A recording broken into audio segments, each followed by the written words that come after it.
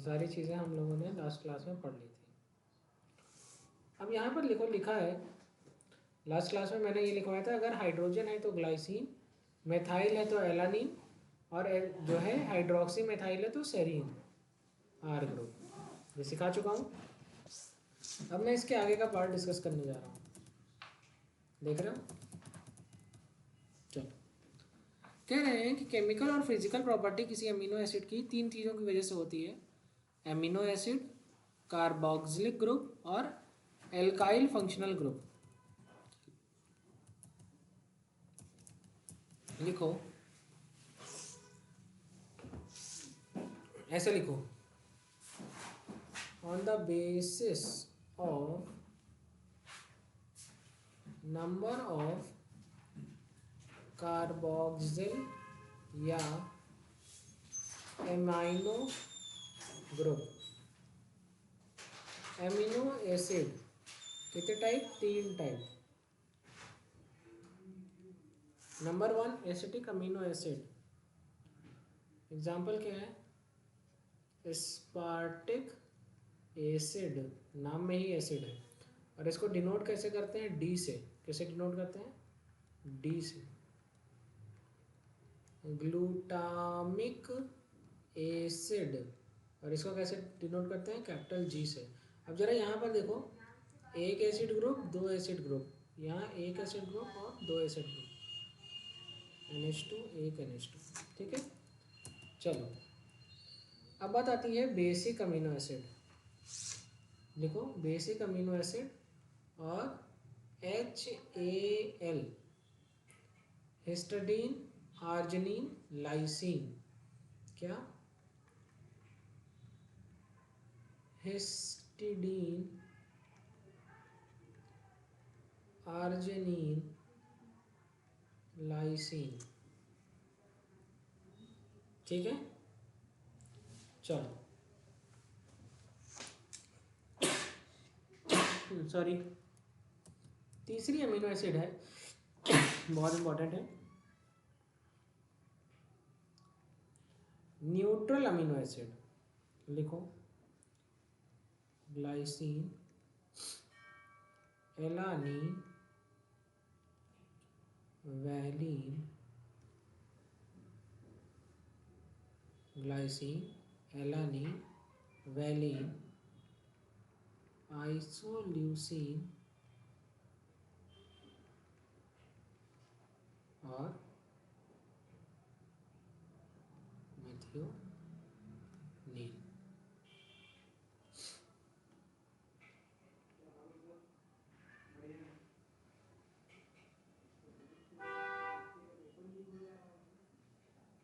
Phenyl alanine, tryptophan, proline. ठीक है, note करिए। यहाँ तक समझ में आ गया? बहुत इंपॉर्टेंट सब क्वेश्चन है अपने आप में, ये सारी बातें अपने आप में क्वेश्चन है और ये आपको आनी चाहिए। अब यहाँ पर देखो, एक चीज़ लिखी हुई है, sulphur containing, that is methionine. लिख लो एक पॉइंट स्टार बना के, सल्फर कंटेनिंग एमिनो एसिड। लिखो, मेथियोनीन, सिस्टीन। बात समझ में आ गई? अब बात आती है एरोमेटिक अमीनो एसिड। कौन सी amino acid? Aromatic amino acid, tyrosine, tyre, phenyl, tyre, ring और ट्रिप्टो। नोट कर लो, देखो, टायरोसिन, फिनाइल एलानिन और ट्रिप्टोफैन।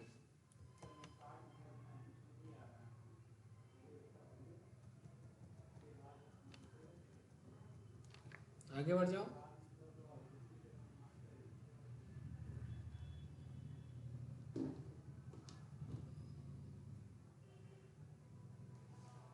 चलो, अब बात आती है ज़्वेटर आयन। जैसे तुमने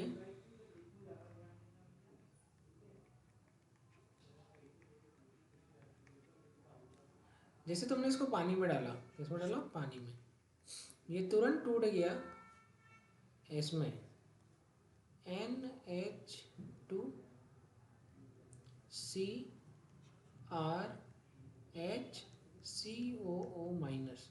अब यहाँ पर क्योंकि NH2 के पास एक लोन पेयर है और टूटा किसमें, H+ में, और इसके साथ ये कोऑर्डिनेट बॉन्ड बना लिया और आपको अल्टीमेटली मिला NH3+CrHCOO-। जितना निगेटिव चार्ज उतना ही पॉजिटिव चार्ज। इस आयन को कहते हैं ज्वेटर आयन। क्या कहते हैं, ज्वेटर आयन, नोट कर लीजिए।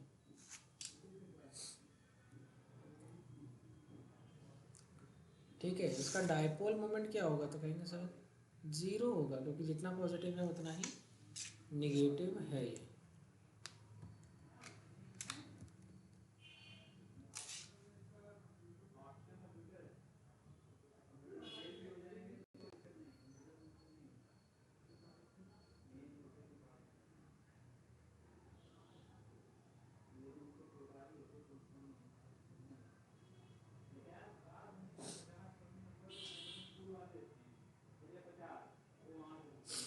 चलिए आगे बढ़े।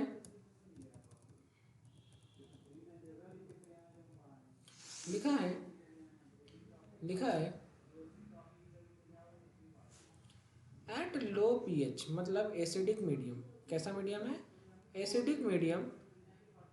लिखा है amino group is protonated by H+, और हाई पीएच बेसिक मीडियम में कार्बोक्सिलिक ग्रुप किस में कन्वर्ट हो जाएगा, COOH में। देखो ये यहाँ पे देखो क्या लिखा है, पीएच कम है तो जाहिर सी बात है H आयन, और पीएच ज़्यादा है, ठीक है, तो यहाँ पर क्या हो जाएगा, देखो लिखा हुआ है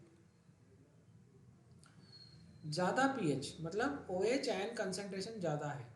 तो जो भैया ये तुमको दिख रहा था ये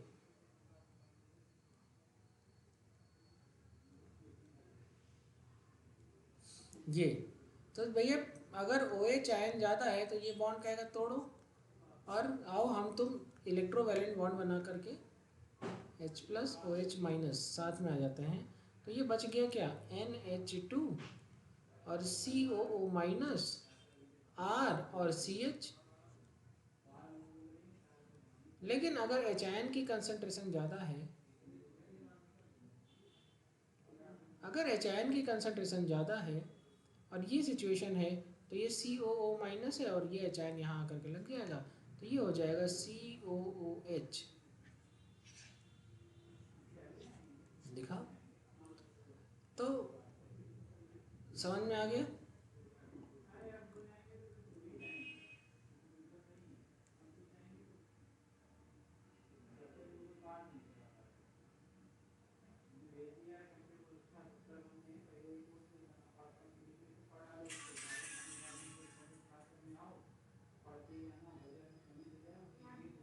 बात समझ में आ गई,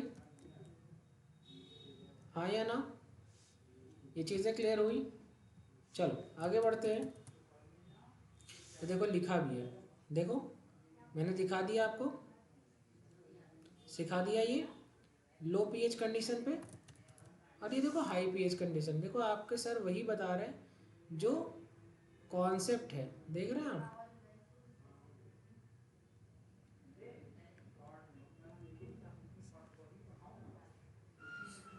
देखो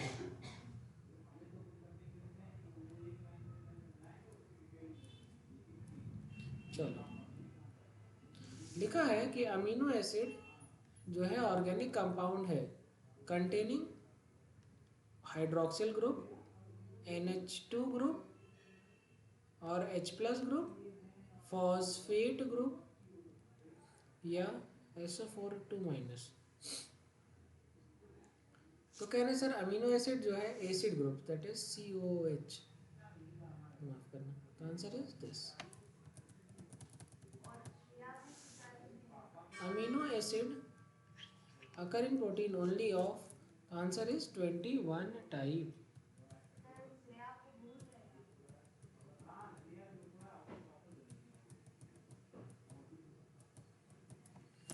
बात आती है लिपिड की।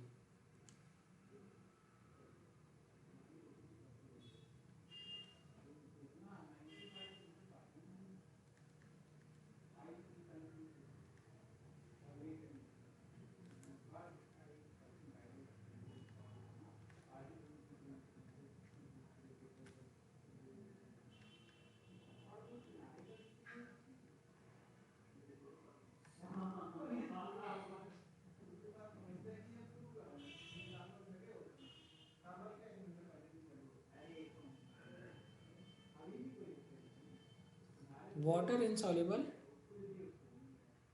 and soluble in organic solvent. ये सब चीज़ आती रहेगी। देखो एग्जाम में तो ये सब नहीं पूछता, बस ये पूछता है, लेकिन ये सब आता रहेगा तो तुम्हें कॉन्फिडेंस बना रहेगा कि इस टॉपिक के किसी भी तरीके के क्वेश्चन आप सॉल्व कर पाएंगे। एग्जाम्पल क्या है, नेचुरल ऑयल, वैक्सेस और स्टेरॉइड्स, ये इंपॉर्टेंट।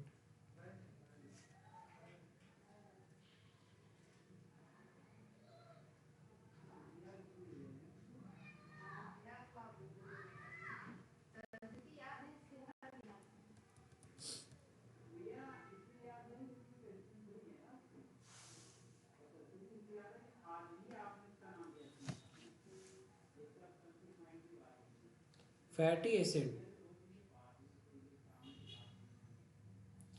ठीक है।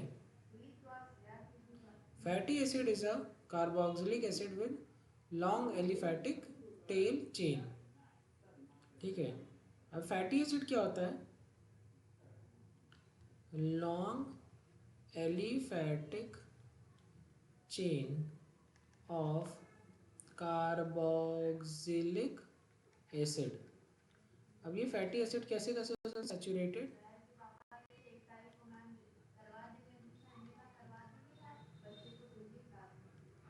और unsaturated.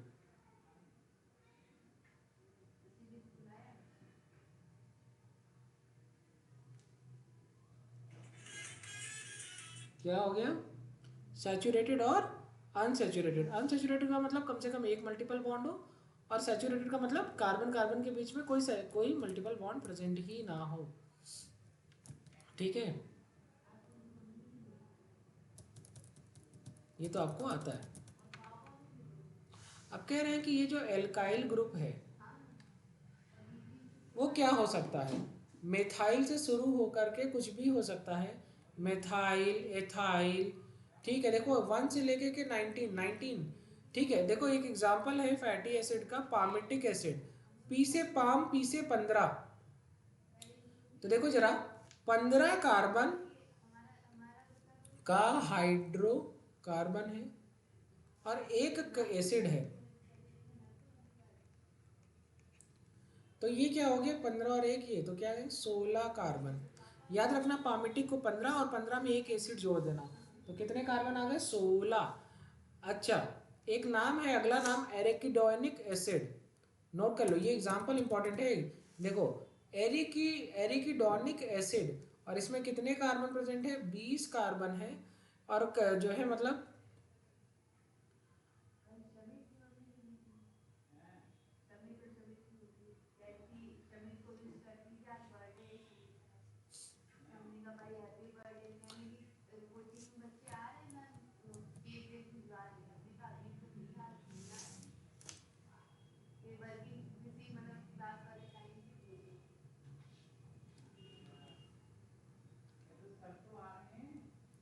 Try hydroxy propane glycerol, note कर लो।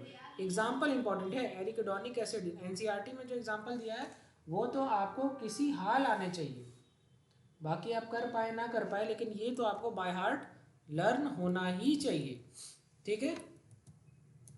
चलो, अब लिपिड को जो है 3 बेसिक कैटेगरी में बांटा गया, फिर वो फर्दर और कैटेगराइज हुआ। लिपिड जो है वो सिंपल लिपिड, कंपाउंड लिपिड और डेराइव्ड लिपिड। ऐसे लिपिड जो हाइड्रोकार्बन रिंग और long hydrocarbon side chain present है, these are ester of fatty acid, fat और oil, and ester of fatty acid and alcohol.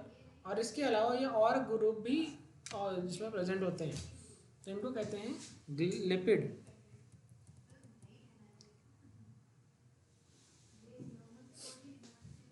बात समझ में आ गई? ये इंपॉर्टेंट है। देखो ट्राई एसाइल ग्लिसरॉल, अब ये देखो ये था ग्लिसरॉल और ये है फैटी एसिड। तो यहाँ पर लिख रहा हो देखो ना, यहाँ R C double bond O और H, और इसमें से मैंने निकाल दिया पानी। क्या निकाल दिया?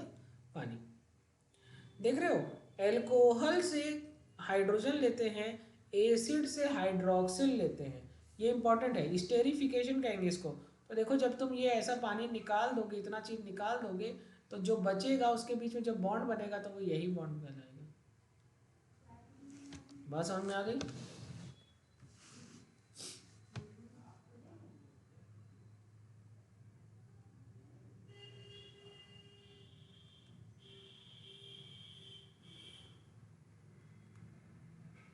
ठीक, ये हो गया एग्जाम्पल है सिंपल लिपिड का, वैक्स, फैट और ऑयल। अब बात आती है, देखो वैक्स की खास बात ये है कि ये सिंपल ईस्टर तो होते ही है, लेकिन ये क्या होते हैं? सॉलिड होते हैं रूम टेम्परेचर पर। जो आपका ऑयल है वो लिक्विड होता है रूम टेम्परेचर पर, और जो फैट होता है वो फिर से सॉलिड होता है रूम टेम्परेचर पर। हेडिंग डालिए मोनोग्लिसराइड।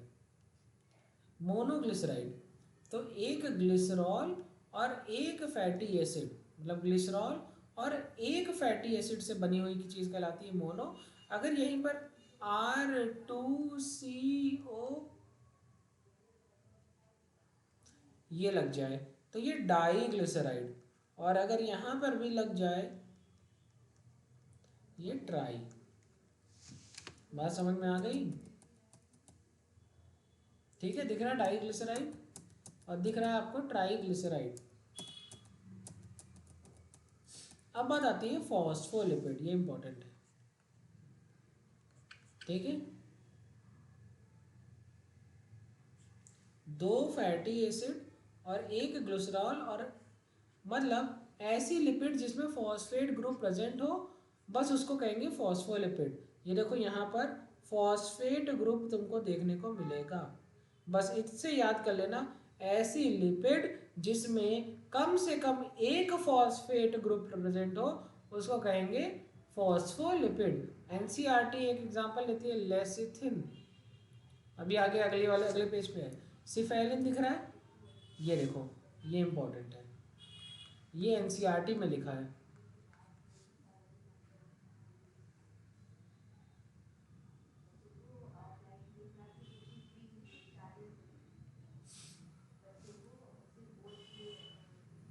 ठीक है, ये याद कर लीजिएगा।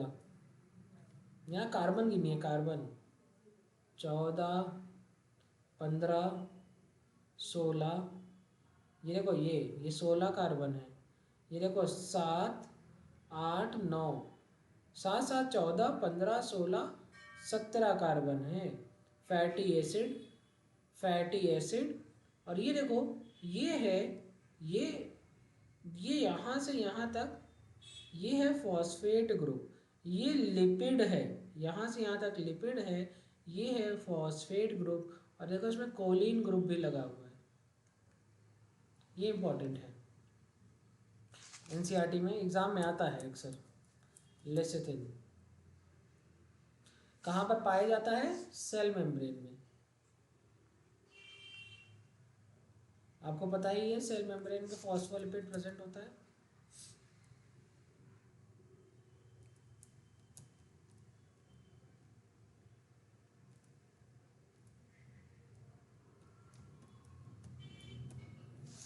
बस हेडिंग डालो, नाइट्रोजिनस बेसिस इन डीएनए। ये एनसीईआरटी में बना हुआ है, बस एनसीईआरटी में ही बना डालो, अलग से लिखने की ज़रूरत अगर है तो बना सकते हो। तो एक होता है प्यूरीन और एक होता है पिरिमिडीन। प्यूरीन होता है एडेनिन और ग्वानिन, पिरिमिडीन होता है साइटोसिन, थाइमीन और यूरेसिल। इतनी चीज़ें डीएनए में पाई जाती है और इतनी चीज़ें आरएनए में पाई जाती हैं। मतलब आरएनए में थाइमीन नहीं होता, उसकी जगह क्या होता है, यूरेसिल। ठीक है, डीएनए में क्या होता है, थाइमीन, यूरेसिल नहीं होता है। बात समझ में आ गई?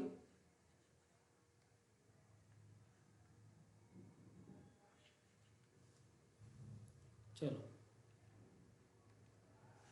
इसमें इम्पॉर्टेंट है ये, एग्जाम में क्वेश्चन आता है ये, नंबरिंग। नंबरिंग एनसीईआरटी बुक में चाहो तो नोट कर लो, और चाहो तो ये दोनों की नंबरिंग 1 2 3 4 5 6 ऐसे गिनो यहाँ पे 1 2 3 4 5 6 7 8 9।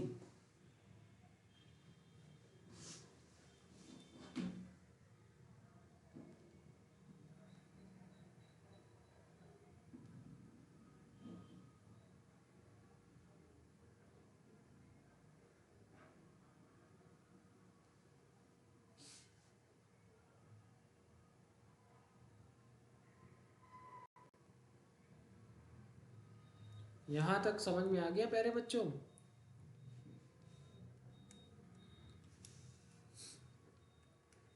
चलो आगे बढ़ते हैं। न्यूक्लियोटाइड किसके बारे में पढ़ रहे हैं? चलो लिखो, ये हो गया न्यूक्लियोसाइड। क्या होता है? Nitrogen base. क्या क्या हो सकता है? प्यूरिन हो सकता है और पिरिमिडीन हो सकता है।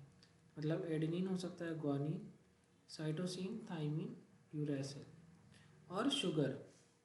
हम लोगों ने पढ़ा भी, ये देखो ये कौन सी शुगर है, तो कहेंगे सर यहाँ पे देखो, याद रखना, तैयारी का तरीका सिखा देना है। अगर यहाँ पर OH लगा है तो इसको कहेंगे राइबोज शुगर। तो किस में प्रेजेंट होगी? आरएनए में। और अगर यहाँ पर देखो OH नहीं प्रेजेंट है, सिर्फ हाइड्रोजन है, तो कहेंगे डीऑक्सीराइबोज।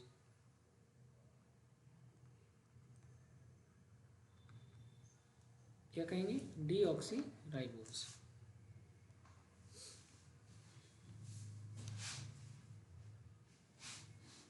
दिख रहा है? ये देखो, अब इसको याद करने का तरीका क्या है, खाली ऐसे बनाओ,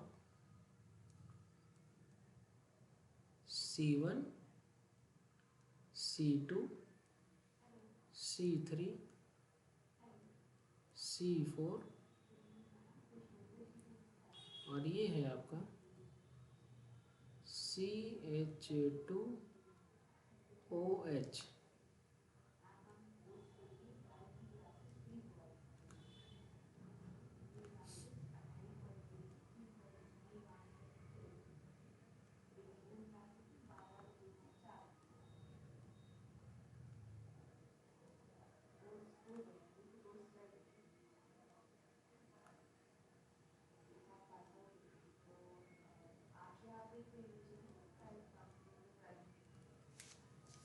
तो एक बात समझिए कि C1 कार्बन से क्या लगता है? Nitrogen base. और C5 कार्बन से क्या लगता है? तो कहेंगे सर फॉस्फेट ग्रुप। और इतने पूरे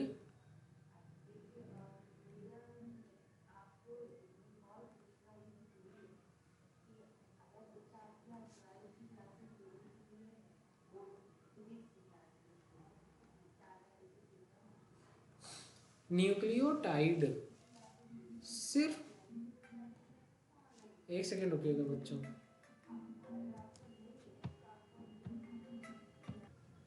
अगर मैं आपसे सिर्फ इतना बोलूं, शुगर शुगर और नाइट्रोजनस बेस, तो इसको कहेंगे न्यूक्लियोसाइड। और अगर मैं पूरे की बात करूं तो इसको कहेंगे न्यूक्लियोटाइड। ठीक है? शौर्य समझ में आ रहा है? महक, नदीम तुमको समझ में आ रहा है? डायग्राम वगैरह अगर नहीं बनाओगे तो नहीं सीख पाओगे। ठीक है, लिखा है न्यूक्लियोटाइड मतलब क्या? Nucleoside plus phosphate. अच्छा, न्यूक्लियोसाइड की जगह क्या लिख सकते हो? Nitrogenous base plus sugar plus phosphate. ठीक है। अब यहाँ पर लिखा है ये है न्यूक्लियोटाइड एडिनोसिन मोनोफॉस्फेट। ठीक है। अब यहाँ पर देखो पहले कार्बन पर एडेनिन नाइट्रोजनस बेस लगा है और पांचवें कार्बन पर एक फॉस्फोरिक एसिड लिखा है, तो इसको हम और कह सकते हैं एडेनिन। ठीक है, क्या बोल सकते हैं एडिनो। अच्छा यहाँ से याद रखना न्यूक्लियोसाइड का नाम लिखो, न्यूक्लियोसाइड की नेमिंग। अगर प्यूरीन है लाइक एडेनिन प्लस शुगर, तो इसका नाम हो गया एडिनोसिन। अगर अगर प्यूरीन में ग्वानीन है तो इसका नाम हो गया ग्वानिडीन। अगर पिरिमिडीन है तो CTU होता है, साइटिडीन, थाइमीन और यूरेसिल 3 होता है, इसका नाम हो गया साइटिडीन।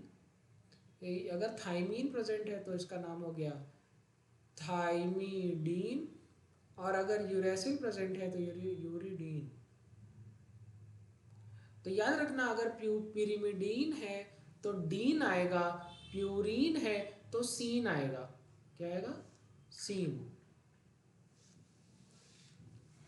ग्वानोसीन ही होता है, मैंने ग्वानिडीन लिख दिया, ग्वानोसीन होता है।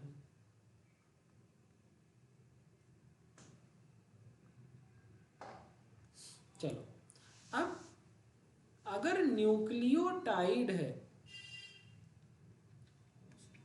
तो दो तरीके से, अगर मान लो adenine plus sugar plus phosphate है तो इसका दो नाम, एक है एडिनाइलिक एसिड, दूसरा नाम हो सकता है, एक फॉस्फोरस है तो एडिनोसिन मोनोफॉस्फेट, एडिनोसिन मोनोफॉस्फेट। ठीक है, तो क्या नाम हो सकता है? एडिनाइलिक एसिड या एडिनोसिन मोनोफॉस्फेट। नेमिंग बहुत इंपॉर्टेंट है, बायोमॉलिक्यूल में सिर्फ यही क्वेश्चन आता है भर के। ठीक है, देखो यहाँ पर क्या, देखो मैंने बताया था ना ग्वानिन की जगह ग्वानोसिन लिखेंगे। Guanosine is nucleoside. अब मैं नाम लिख करके दिखा रहा हूँ अगला, ये देखो ये ग्वानोसिन, ग्वानोसिन मतलब न्यूक्लियोसाइड,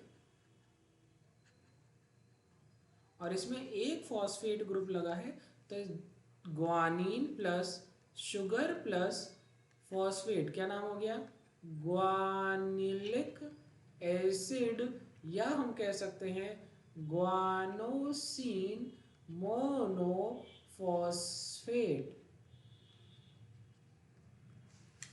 ग्वानोसिन मोनोफॉस्फेट। अच्छा अगर यही शुगर, ये सब राइबोज शुगर प्रेजेंट है, कौन सी है? राइबोज। अगर इसकी जगह डीऑक्सी राइबोज हो जाता तो इसका नाम हो जाता, नाम के आगे जस्ट डीऑक्सी लग जाता। चलो यहाँ पे देखो क्या मैंने ये सिखा दिया, क्या मैंने thymidylic acid, guanylic acid, uridylic acid, cytidylic acid, ये सब क्या है? न्यूक्लियोटाइड। ठीक है, और क्या हो सकता है? जैसे इसका, जैसे साइटिडाइलिक एसिड की जगह आप लिख सकते हैं साइटिडीन मोनोफॉस्फेट। अगर इसी की जगह यूरिडाइलिक एसिड तो क्या लिखेंगे? Uridine monophosphate. इसी तरीके से अगर थाइमिडाइलिक एसिड है तो इसका नाम होगा थाइमिडीन मोनोफॉस्फेट। लो हो गया, समझ में आ गया। चलो ये नाम लेना, नाम बहुत इंपॉर्टेंट है। चलो, लिखा हुआ है lipid are soluble in, answer है ऑर्गेनिक सॉल्वेंट। बस, वाटर में तो इनसॉल्युबल होता है।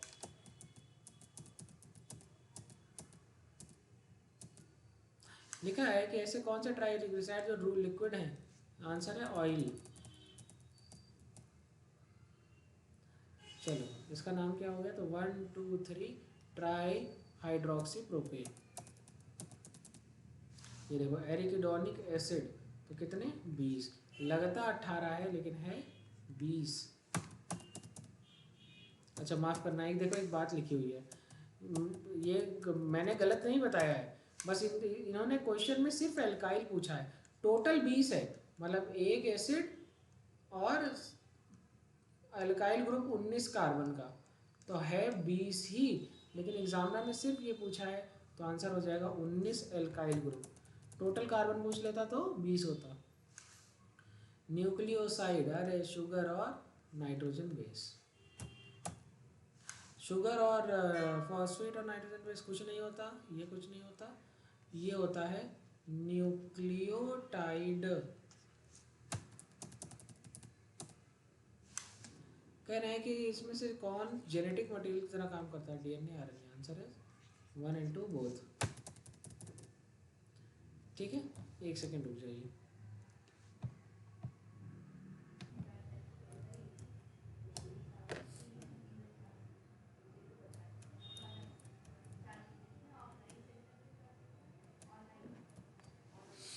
अब एक बात लिखा है कि हेडिंग डाला है, डालिए आपके, अच्छा आपके एनसीईआरटी में भी लिखा हुआ है प्राइमरी एंड सेकेंडरी मेटाबोलाइट। आप अगर चाहो तो मैं आपकी एनसीईआरटी भी आपको सेम क्लास में दिखा सकता हूँ।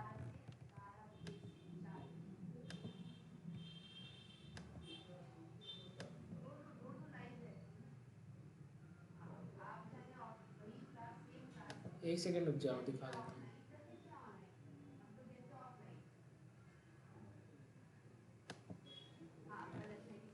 ये देखिए, तो मैंने आपको ये पूरा पार्ट पढ़ा दिया है। ठीक है, आपका कौन सा पेज नंबर कवर हो गया,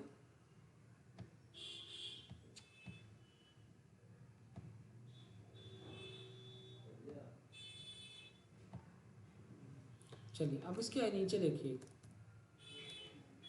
ये पार्ट भी मैंने आपको सिखा दिया पूरा। देखिए एनसीईआरटी में लेसिथिन लिखा हुआ है, दिख रहा है आपको, और एक एग्जांपल है कोलेस्टेरॉल का, ये इंपॉर्टेंट है, ये सब आना चाहिए।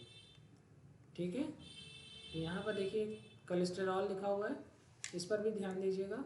अच्छा ये देखिए एक प्यूरिन बना करके दिखाया है एडेनिन, मैंने इसकी नंबरिंग सिखाई है आपको। ठीक है, आपको मैंने इसकी नंबरिंग भी लिखवा दी है और इसकी नंबरिंग भी लिखवा दी है। ठीक है, अब यहाँ पर देखिए लिखा हुआ है एडिनोसिन, तो क्या है ये, कहेंगे सर न्यूक्लियोसाइड। क्या है, न्यूक्लियोसाइड। क्या क्या है, नाइट्रोजन बेस है, और क्या है, तो कहेंगे सर देखो 1 2 3 4 और 5, 5 कार्बन की शुगर, दैट इज पेंटोज, 5 की रिंग है। ठीक है, या हम इसको कहेंगे, अच्छा यहाँ OH प्रेजेंट है तो इसको कहेंगे राइबोज शुगर। कौन सी शुगर, राइबोज शुगर। ठीक है, अगर यहाँ पर OH की जगह कुछ सिर्फ H लिखा होता तो कहते हैं डी ऑक्सी राइबोज शुगर। अभी देखो नाइट्रोजन बेस, शुगर और फॉस्फेट, तो क्या बन गया ये, न्यूक्लियोटाइड। Uracil, sugar, uridine. अब देखो यहाँ पर आती है बात प्राइमरी और सेकेंडरी मेटाबोलाइट। अब मेरे मेरे शब्द में अगर सीखना है तो सिर्फ इतना जान लो कि ऐसी कोई चीज़ जो प्लांट में है या प्लांट बनाता है, और प्लांट दूसरों के साथ साथ खुद भी वही सेम चीज़ अपनी बॉडी के लिए भी इस्तेमाल करता है। जैसे कि ग्लूकोज, प्लांट ग्लूकोज बनाता है तो ग्लूकोज खुद भी इस्तेमाल करता है और फ्रूट के फॉर्म में हमको भी देता है। जैसे और कार्बोहाइड्रेट या प्रोटीन या कोई अमीनो एसिड, ऐसी कोई चीज़ जो प्लांट बनाता भी है और उसका इस्तेमाल खुद भी करता है, उसको कहते हैं प्राइमरी मेटाबोलाइट। अब बात आती है, कुछ ऐसी चीज़ें हैं जो प्लांट बनाता तो ज़रूर है, लेकिन उसका इस्तेमाल वो अपनी रेगुलर लाइफस्टाइल या अपनी खुद की मेटाबॉलिक एक्टिविटी में नहीं करता है। जैसे कि कुछ केमिकल्स लाइक एल्कालॉइड्स, कुछ पिगमेंट जैसे कैरेटिनॉइड, एंथोसाइनिन, इनको प्लांट बनाता है लेकिन वो अपने लिए इस्तेमाल नहीं करता। Terpenoids like monoterpene, diterpene, essential oils like lemon grass का ऑयल, लेमन ग्रास में जो ऑयल, या सरसों के तेल में जो तुमको ऑयल मिल रहा है, सरसों के पेड़ में जो तुमको ऑयल मिल रहा है, वो प्लांट खुद खाता ही नहीं ऑयल, वो बना रहा है। Toxin like abrin, ricin, lectin like concanavalin A, drug like vinblastine, curcumin, या polymeric substance like rubber, like gum, like cellulose. तो प्लांट इनको बना रहा है लेकिन खुद इस्तेमाल नहीं कर रहा है, तो ऐसी चीज़ों को कहते हैं सेकेंडरी मेटाबोलाइट। तो प्लांट इनको बना ही क्यों रहा है जब इसको खुद भी इस्तेमाल नहीं करना है? तो इसका एक बहुत सुंदर सा जवाब है कि प्लांट जो है, इनको अपने आप को दूसरों से, इंसेक्ट या दूसरे पेस्ट या दूसरे किसी तरीके के जानवरों से अपने आप को खाने से बचाने के लिए कर रहा है। जैसे कि गम्स, गम्स क्यों प्लांट बनाता है? ताकि जो ऐसे फंगस हैं या ऐसे इंसेक्ट हैं जो उनकी स्टेम में छेद कर दे रहे हैं, उस तो जब वो छेद कर दे रहा है तो वो मर जा रहा है प्लांट। तो प्लांट अपने आप को बचाने का तरीका क्या? प्लांट तो भाग नहीं सकता, तो प्लांट क्या रिलीज कर रहा है? गम्स। तो उसमें वो इंसेक्ट, कीड़े मकोड़े चिपक जाते हैं और वो मर जाते हैं, जिसकी वजह से प्लांट जो है वो अपने आप को बचा पाता है।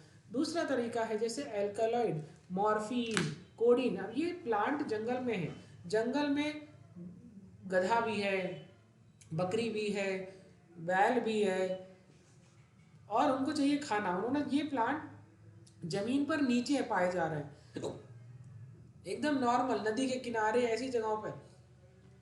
और अगर अगर कोई भी, जितने भी चरवाहे हैं, वो अपना चरवाने आए, या फिर ऐसी गाय भैंस, ये सब जब चरेंगी तो ये इनको भी खा जाएंगी।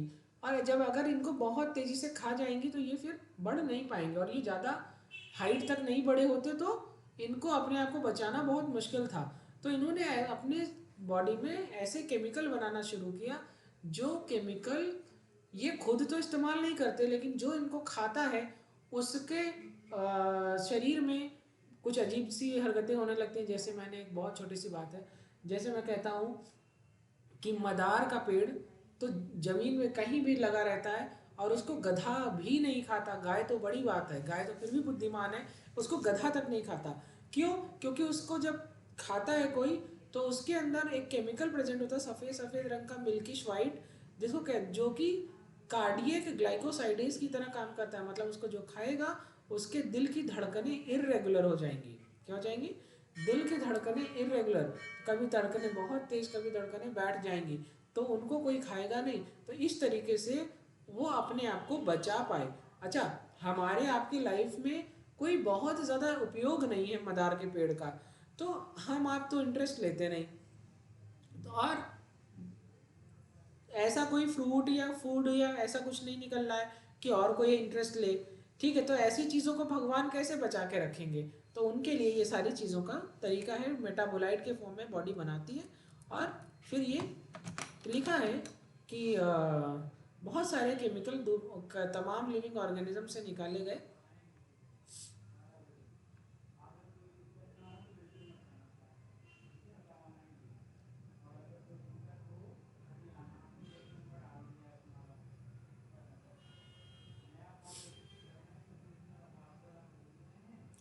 बायोमॉलिक्यूल का ही दूसरा नाम है मेटाबोलाइट।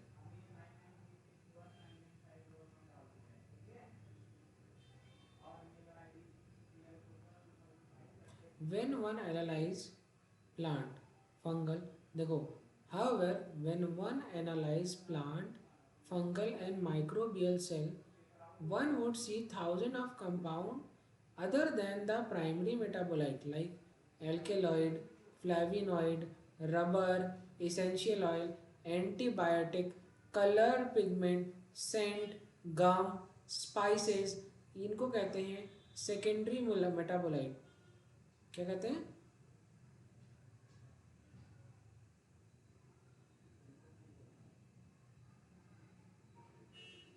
यहाँ से यहाँ तक इम्पोर्टेंट लिखा है. देखो प्राइमरी मेटाबोलाइट के बारे में ये लिखा हुआ है. Primary metabolite have identifiable function and play known role in normal physiological process. We do not at the moment understand the role or function of all the secondary metabolite. ये फालतू बात है, मतलब हमारे काम की नहीं है. बस यहाँ तक. एक बात बहुत अच्छी लिखी हुई है कि जो देखो डेफिनेशन नहीं लिखी प्राइमरी मेटाबोलाइट की, लेकिन उनका फीचर लिख दिया कि जो भी प्राइमरी मेटाबोलाइट होता है वो इम्पॉर्टेंट फंक्शन प्ले करता है फिजियोलॉजिकल प्रोसेस में, मतलब डेली प्रोसेसेस में इस्तेमाल होता है. जबकि जो सेकेंडरी मेटाबोलाइट है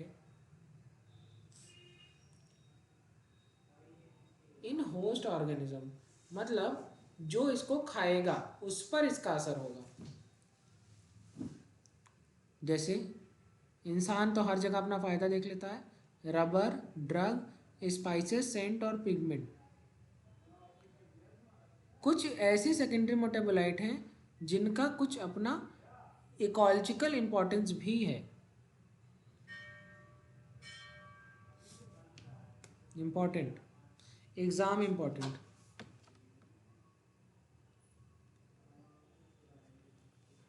ठीक है, बहुत ज़्यादा इम्पोर्टेंट है.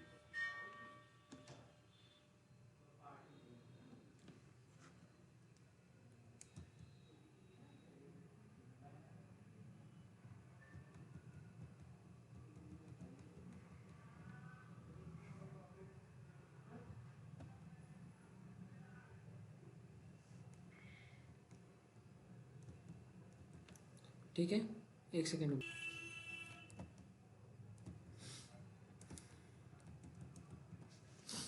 चलो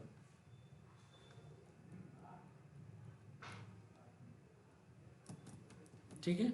अब बात आती है कि मेटाबोलाइट जो होते हैं, लिखो मेटाबोलाइट आर, ऐसे लिखो मेटाबोलाइट ऑर्गेनिक कंपाउंड या बायोमोलिक्यूल. ठीक है, और synthesised by organism. Function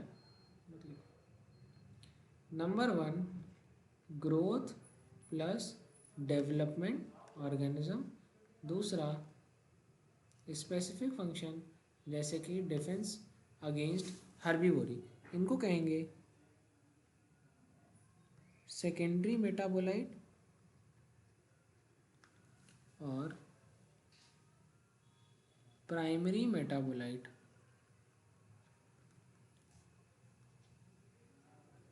physiological process.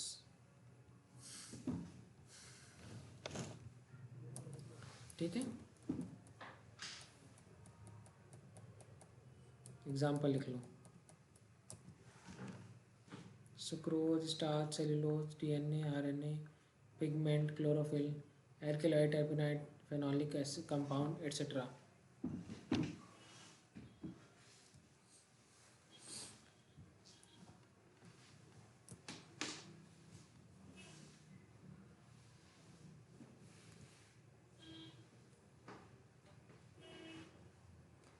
ठीक है,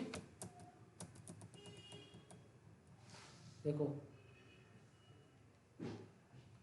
इनके बिना लाइफ साइकिल ही कंप्लीट नहीं होगी. ठीक है, नेक्स्ट क्लास में मैं आपको सिखा दूंगा सब. चलो, समझ में आया? समझ में आया ना? नेक्स्ट क्लास में मिलते हैं. Thank you.